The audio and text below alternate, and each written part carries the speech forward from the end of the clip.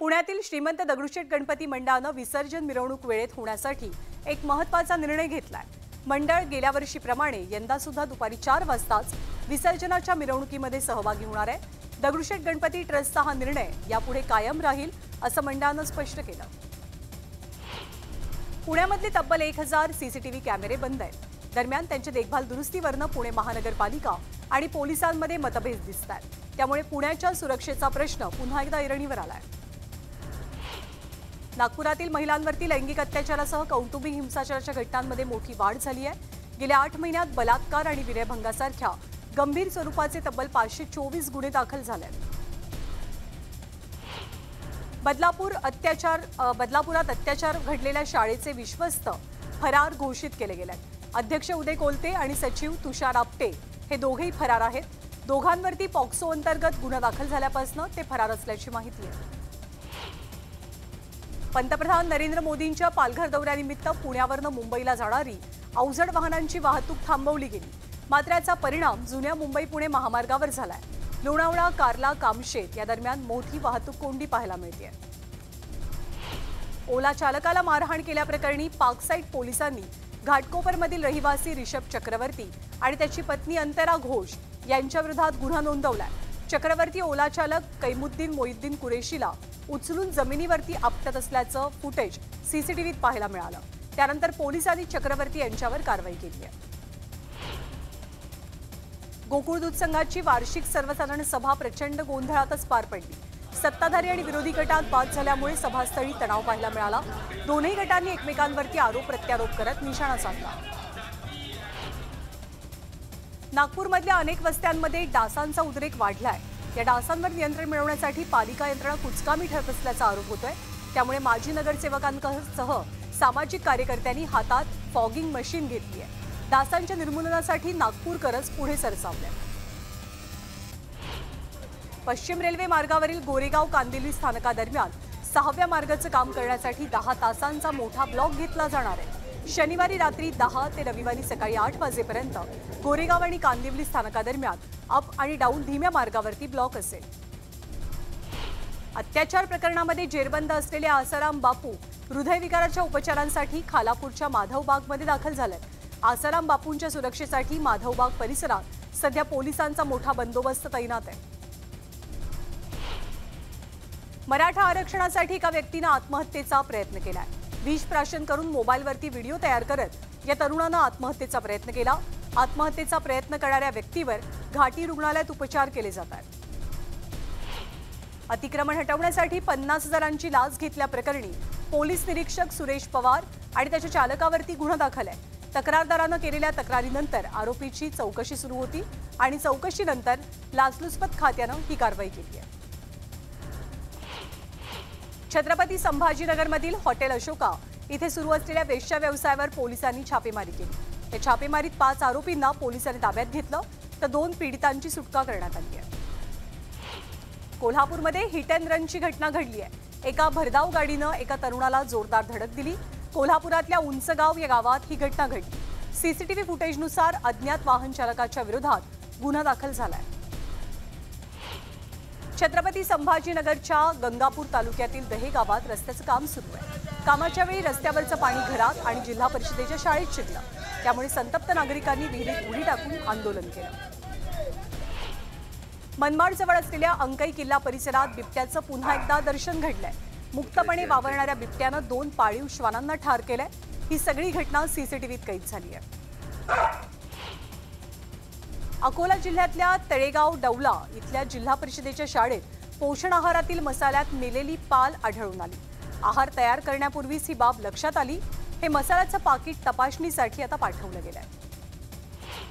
भाजपच्या माजी आमदार संगीता ठोंबरे यांच्यावर दगडफेक केल्याप्रकरणी एका आरोपीच्या विरोधात गुन्हा दाखल झालाय। मात्र या संपूर्ण प्रकरणी पोलिसांनी सहकार्य केलं नाही असा आरोप संगीता ठोंबरेंचा आहे। महाविकास आघाडीतील जागावाटपासंदर्भात सोमवारपासून चर्चेला सुरुवात होते आहे। 3ही पक्षांचे नेते जागावाटपाच्या बैठकीला हजर राहतील। जागावाटप करताना मेरिटवरती निर्णय घेतला जाणार असून जागावाटपाच्या निर्णयासंदर्भात दिल्लीत बैठक होणार नाही। राज्यातले नेतेच या संदर्भात निर्णय घेतील अशी माहिती आहे। पाणी पुरवठा मंत्री गुलाबराव पाटील यांनी पंतप्रधानांच्या कृतीची स्तुती केली आहे। पंतप्रधान मोदींनी शिवरायांची माफी मागितली, हा मोठेपणा म्हणावा लागेल. माफी मागणं महत्त्वाचं आहे. 140 कोटी जनतेच्या पंतप्रधानांनी महाराजांना मोठं मानलंय, असं गुलाबराव पाटील म्हणतात. तेलंगणामधल्या भाजप नेत्या माधवी लता यांना अमरावती जिल्ह्यातील तिवसा पोलिसांनी स्थानबद्ध केलेलं. चांदूर बाजार येथील दहीहंडीच्या कार्यक्रमाला जात असताना ही कारवाई करण्यात आली. दरम्यान माधवी लता यांनी वादग्रस्त वक्तव्य करू नयेत अशा सूचनाही त्यांना दिल्या गेल्या. लाडकी बहीण योजनेविरोधात नागपूर खंडपीठात याचिका दाखल झाली आहे. त्यावरून भाजप आणि काँग्रेसमध्ये आरोप प्रत्यारोप रंगलेत. सुनील केदारांच्या जवळच्या व्यक्तीनं योजनेविरोधात याचिका केल्याचा दावा भाजपचा आहे, तर हा आरोप काँग्रेसनं फेटाळून लावलाय. आगामी विधानसभा निवडणुकीत कोण कुणाच्या मांडीवर बसतं आणि कुणाला कुणाची गरज आहे हे लक्षात येईल, असं प्रत्युत्तर अजित पवार गटाचे आमदार सुनील शेळकेंनी दिलंय. तानाजी सावंतांच्या राष्ट्रवादी संदर्भातल्या वक्तव्याचा त्यांनी समाचार घेतला. मंत्री तानाजी सावंतांच्या वक्तव्यानंतर बीडमधील राष्ट्रवादी आता आक्रमक झाली असून राष्ट्रवादीच्या कार्यकर्त्यांनी तानाजी सावंतांच्या प्रतिमेवर चक्क जिवंत खेकडे सोडले. खेकडा मंत्री राजीनामा द्या अशी मागणी या कार्यकर्त्यांनी केली. केवळ नेताच नाही तर मतदार सुद्धा स्वच्छ आणि चारित्र्य संपन्न असायला हवा, असं वक्तव्य पंकजा मुंडेंनी केलंय. महिलांवरती अत्याचार करणाऱ्यांना चौकात फाशी द्या अशी मागणी त्या करतात. राजकारणातली पदं कायमस्वरूपी नसतात, तर पक्षाचा विचार आणि कार्यकर्ता कायम असतो. आगामी विधानसभा निवडणूक आम्ही महायुतीच्या सर्व कार्यकर्त्यांना सोबत घेऊन लढणार आहोत, असं स्पष्टीकरण मंत्री रक्षा खडसेंकडून दिलं गेलंय. आगामी निवडणुकीच्या दृष्टीनं परभणी जिल्हा प्रशासनानं निवडणुकीची तयारी सुरू केलेली आहे. अंतिम मतदार यादी प्रसिद्ध करण्यात आलेली असून परभणीत 15,32,000 मतदार असल्याची माहिती आहे. जिल्ह्यातली मतदान केंद्र सुद्धा निश्चित झाली आहे. वाशिममधील कारंजा, मंगरुळपीर आणि वाशिम या 3 नगर परिषदांमधील सदस्यांचा कार्यकाळ 32 महिन्यांचा कालावधी तो कार्यकाळ संपून उलटलाय. मात्र अद्याप सुद्धा निवडणुका न झाल्यामुळे नियुक्ती झालेली नाहीये. त्यामुळे विकास कामं चांगलीच रखडलेली आहेत. बातमी भाईंदरमधून आहे. भाईंदरमधील भाजप पदाधिकारी राजन पांडे यांच्यावर एका व्यक्तीनं भर दिवसा चाकू हल्ला केल्याची धक्कादायक घटना घडली आहे. भाईंदर पश्चिमेच्या शिवसेना गल्लीमध्ये हा प्रकार घडलाय. दरम्यान राजन पांडे यांना उपचारांसाठी जवळच्या रुग्णालयात दाखल करण्यात आलंय. भाईंदरच्या देवलनगर परिसरात राहत असलेल्या विनोद राजभर या व्यक्तीनं पूर्ववनस्यातनं हा हल्ला केल्याची माहिती आता समोर येते.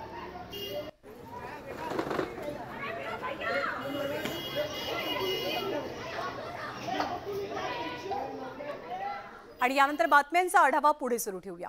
गुंडगिरी करून चाकूचा धाक दाखवत लुटण्याचा प्रयत्न करणाऱ्या गुंडांची वाशिम पोलिसांनी शहरातनं धिंड काढली. मालेगावात चाकूचा धाक दाखवत एका व्यापाऱ्याकडनं 3,500 रुपये लुटणाऱ्या टोळीला पोलिसांनी ताब्यात घेतलंय. चंद्रपूर जिल्ह्यातील वरोरामध्ये एका नामांकित कनिष्ठ महाविद्यालयातील 2 शिक्षकांकडनं 17 वर्षीय विद्यार्थिनीचा विनयभंग झालाय. या प्रकरणातील आरोपी शिक्षकाविरोधात वरोरा पोलीस स्थानकात पोक्सो अंतर्गत गुन्ह्याची नोंद झाली आहे. चॉकलेट चोरल्याच्या संशयावरून एका लहान मुलाला कपड्याच्या सहाय्याने झाडाला बांधण्याचा धक्कादायक प्रकार बीडच्या केज तालुक्यातील येवला गावात घडला. बाळू गायकवाड हा इयत्ता 3री मध्ये शिकणारा मुलगा एका दुकानात गेलेला होता आणि तिथे त्याला चॉकलेट चोरल्याच्या संशयावरून दुकानदार महिलेनं त्याला झाडाला बांधून ठेवला. या प्रकरणी तिघांच्या विरोधात गुन्हा दाखल आहे. यवतमाळ जिल्ह्याच्या पुसद येथे कपाशीच्या पिकात माकडांनी धुमाकूळ घातला. माकडांनी पिकांची नासधूस केल्यामुळे शेतकऱ्यांचं नुकसान झालंय, तर तात्काळ माकडांचा बंदोबस्त करावा अशी मागणी शेतकऱ्यांची आहे. शिरूर तालुक्यातील जांबूत इथे ट्रक चालकाकडनं एसटी बस चालकाला बेदम मारहाण झाली. मारहाण नेमकी का झाली याचं कारण कळू शकलेलं नाही. मारहाण करणाऱ्या ट्रक चालकावरती कारवाई करण्याची मागणी होती. कास पठार बहराला सुरुवात झाली आहे. दुर्मिळ फुलांनी कास पठार फुलून गेलंय. त्यामुळे कास पठाराचं सौंदर्य अधिकच खुललंय. सप्टेंबरच्या पहिल्या किंवा दुसऱ्या आठवड्यात हे पठार संपूर्णपणे रंगीबेरंगी फुलांनी फुलून जातं. वर्ध्याच्या लोअर वर्धा धरणाचे 15 दरवाजे खुले झालेत. नदीपात्रात 30 सेंटीमीटरनं विसर्ग सुरू असून नदीकाठच्या गावांना सतर्कतेचा इशारा मिळालाय. वर्ध्यात गेल्या 2 दिवसांपासून पडणाऱ्या पावसामुळे वातावरणात गारवा निर्माण झालाय. पावसाच्या संततधारेमुळे शेतात पाणी साचायला सुरुवात झाली आहे. त्यामुळे शेती उत्पन्नामध्ये घट होण्याची भीती व्यक्त होते आहे. 40 गावातील धुळे सोलापूर महामार्गावर चालत्या ट्रकनं अचानक पेट घेतला. सुदैवानं चालक गाडीतनं वेळीच बाहेर पडला. त्यामुळे जीवितहानी झालेली नाही. नंदुरबार जिल्ह्यात सलग 3 दिवस झालेल्या संततधार पावसामुळे खोंडामळी गावातील गेल्या 20 वर्षांपासून बंद असलेल्या कूपनलिकेला पाणी लागलंय। कूपनलिकेतनं पाण्याचे फवारे उडू लागले। कोरड्या कूपनलिकेला पाणी लागल्यामुळे सिंचनाचा प्रश्नही मिटलाय। भर पावसाळ्यातही भुसावळकरांना पाणीबाणीच्या समस्येला सामोरं जावं लागतंय। विद्युत मोटार बंद पडल्यामुळे तब्बल 12 दिवसांनी पाणी पुरवठा होत असल्यानं नागरिक आक्रमक झाले। लपंडाव खेळताना घरात लपलेल्या 11 वर्षीय अल्पवयीन मुलीला घरात कोंडून तिच्यावरती अत्याचार केल्याची धक्कादायक घटना जळगावमध्ये घडली। संबंधित मुलीला जीवे मारण्याची धमकी देत 40 वर्षीय नराधमानं हे कृत्य केलं। या प्रकरणी रामानंद पोलिसांनी सिद्धार्थ वानखेडे या आरोपीच्या विरोधात गुन्हा नोंदवलाय। घाटी रुग्णालयातल्या विनयभंगाच्या प्रकारानंतर कारवाई झाली आहे। महिला टेक्निशियननं अनधिकृत पद्धतीनं तिच्या जागेवरती दुसऱ्याला बसवलं हे लक्षात येताच घाटी रुग्णालयाचे अधिष्ठाता ॲक्शन मोडवर आले। त्यांनी तात्काळ महिला टेक्निशियनचं निलंबित करत गुन्हा दाखल केला। छत्रपती संभाजीनगरमध्ये एका रिक्षा चालकानं 17 वर्षीय अल्पवयीन विद्यार्थिनीसोबत अश्लील चाळे केले। या प्रकरणी विद्यार्थिनीनं पोलिसात तक्रार केली। अखेर 5 दिवसांनी रिक्षा चालकाला अटक झाली आहे। जळगावच्या जिल्हा कारागृहात 2 गुन्हेगारांच्या टोळीनं एकमेकांवर दगडफेक केली। यात एक जण जखमी झालेला असून त्याला उपचारांसाठी रुग्णालयात दाखल करण्यात आलंय। या घटनेनंतर पोलिसांनी दगडफेक करणाऱ्यांच्या विरोधात गुन्हा दाखल केला आहे। चंद्रपूरमधल्या दुर्गापूर कोळसा खाणीतील वजन काट्यात फेरफार झाल्याचा प्रकार उजेडात आलाय। दुर्गापूर कोळसा खाणीतनं फैज ट्रेडर्स या कंपनीला भंगार देण्याचं कंत्राट दिलं गेलं होतं। मात्र वजन काट्यामध्ये घोळ असल्याचा प्रकार उघडकीस आल्यावर या प्रकरणातील 4 कर्मचाऱ्यांवर गुन्हा दाखल आहे।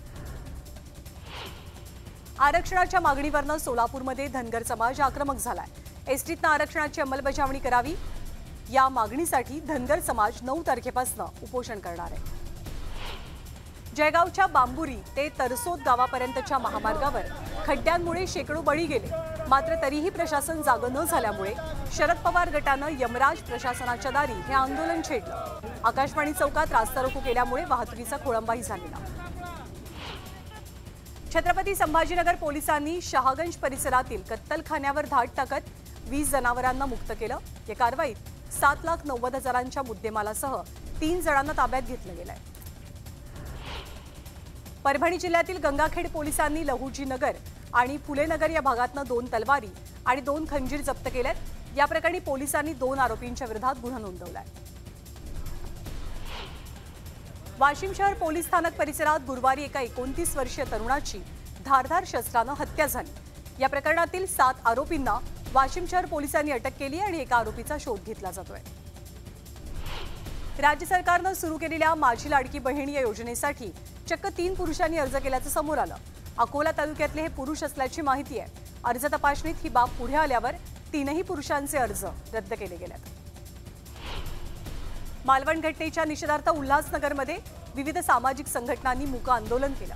या घटनेची चौकशी होऊन दोषींवरती कारवाई करण्यात यावी अशी मागणी आंदोलकांनी केली। पेणमध्ये ठाकरे गटाचे नेते रवींद्र पाटील यांनी आत्मक्लेश आंदोलन केलं। राजकोट किल्ल्यावरील शिवरायांचा पुतळा कोसळण्याच्या घटनेचा निषेध नोंदवला गेला। महाराज आम्हाला माफ करा असं म्हणत लोटांगण घालत रवींद्र पाटलांनी निषेध नोंदवला। अकोला जिल्ह्यामधल्या अंगणवाडी सेविकांनी अकोला जिल्हाधिकारी कार्यालयावरती मोर्चा नेलेला। अंगणवाडी सेविकांची पेन्शनबाबतची मागणी गेल्या अनेक वर्षांपासून प्रलंबित आहे। या मागणीसाठीच हे आंदोलन केलं गेलं। मालवण घटनेतील आरोपी चेतन पाटील याची गेल्या अनेक तासांपासून चौकशी सुरू आहे। चेतन पाटीलला अजून कोर्टात सादर करण्याची शक्यता कमी असल्याची माहिती पोलीस सूत्रांकडून मिळते आहे।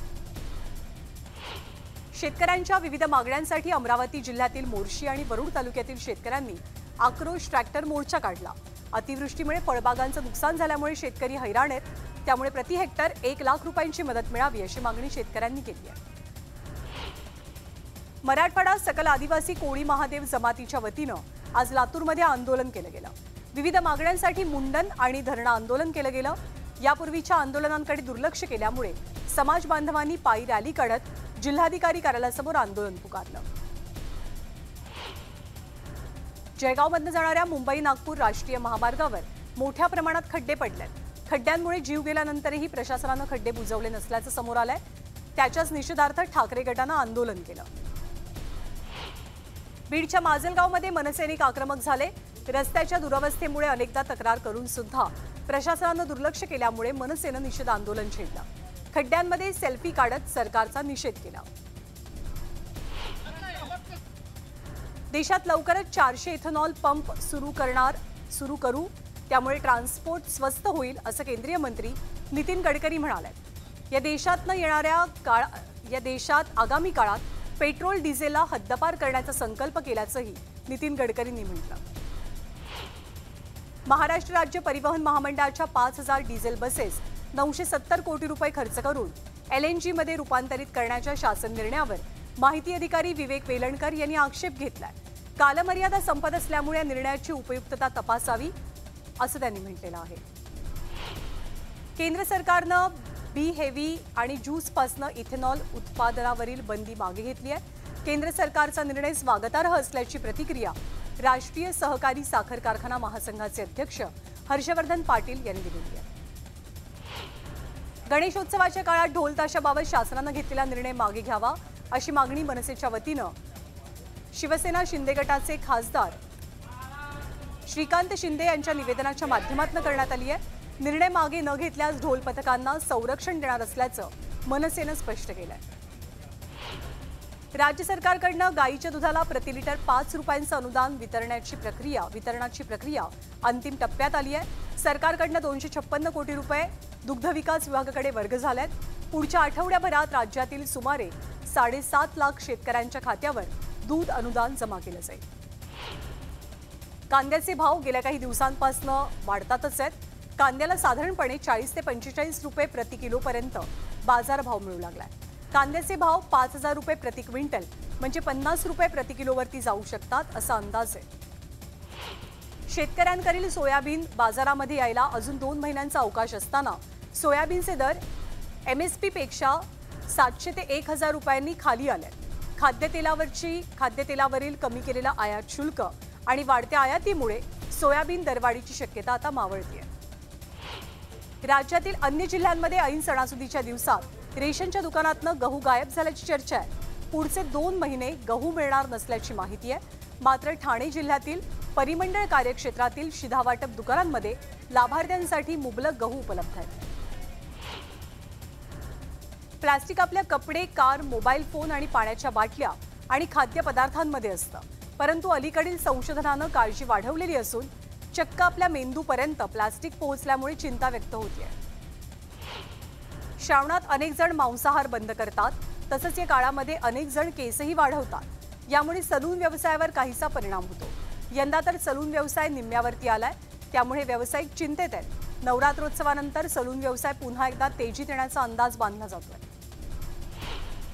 गणेशोत्सवाची सर्वत्र जय्यत तयारी सुरू असताना मुरुड बाजारपेठेमध्ये दुकानांमध्ये वाद्य, टाळ, मृदुंग याच्या खरेदीसाठी कलाकारांसह नागरिक गर्दी करतात. गणेशोत्सवात घरोघरी हमखास भजन कीर्तनाचा सूर कानी पडतो. यासाठी वाद्य खरेदी आणि दुरुस्तीच्या कामांना सुद्धा वेग आलाय. पॅरिस पॅरालिम्पिकमध्ये भारतानं दमदार सुरुवात केली आहे. पहिल्याच दिवशी नेमबाज अवनी लेखरानं 10 मीटर एअर रायफल प्रकारात सुवर्ण पदक पटकावलं. तर याच प्रकारात भारताच्या मोना अगरवालला कांस्य पदक मिळालंय.